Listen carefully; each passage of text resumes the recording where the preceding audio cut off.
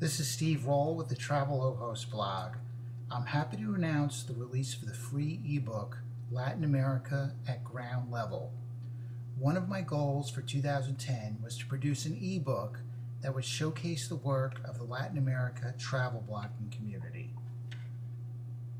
Since starting my blog in December 2008, one of the things I've really enjoyed, besides interacting with my readers, is connecting with other bloggers that love Latin America as much as I do.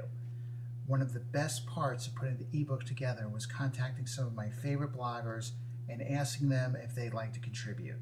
Thankfully, several high-quality writers signed on to the project. Today I'm going to share with you some details about some of the talented contributors. The ebook starts off with Lauren Quinn, one of the best travel writers out there. Lauren did a terrific guest post on Travel Ojos about traveling alone in Colombia for the first time, and she reproduced the post in the book. Since I started travel blogging, I've noticed that women are some of the bravest travelers. Lauren definitely has more courage than I do when it comes to traveling alone.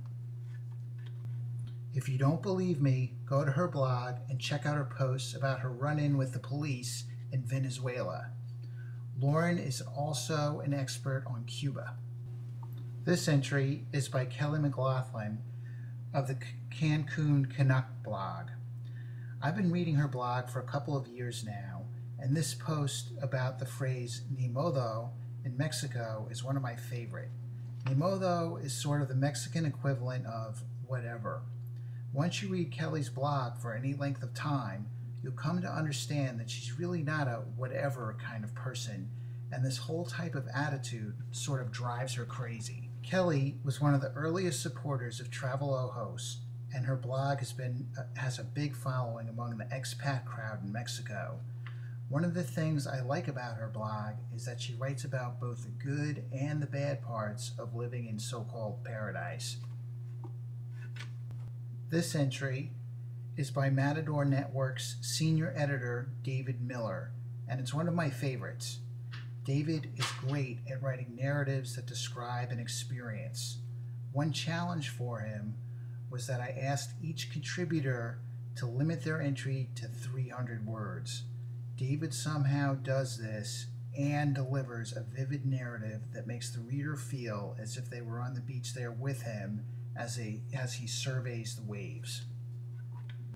David's personal blog is Operating on Stoke. When I first started reading his work, it struck me as sort of offbeat, but the stuff he writes is very memorable and sticks to your ribs. Eileen Smith, another talented editor with Matador Network, wrote this about Chileans' ingenuity. Besides being an astute cultural observer of Chile, Eileen is very funny. She never fails to inject a heaping portion of quirkiness into each blog post. In Eileen's case, quirk is more than just a passing phase. Just ask her how she came up with the name of her blog, Bear-Shaped Sphere. Julie Schweitert-Collazo is the managing editor of Matador Network.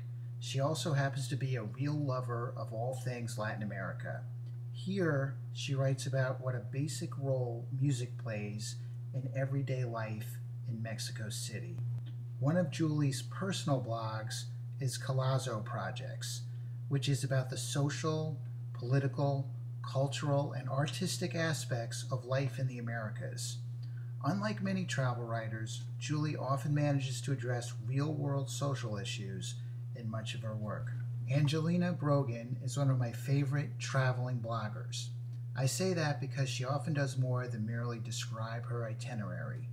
Here, she captures a notion that first occurred to me when I visited Xela, Guatemala this year, a place that is beautiful but yet not picturesque.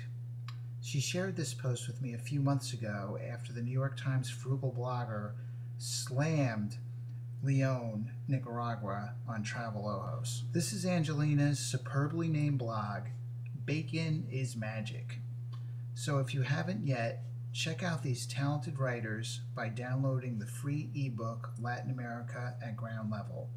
See you on Travel Ojos. Hasta pronto.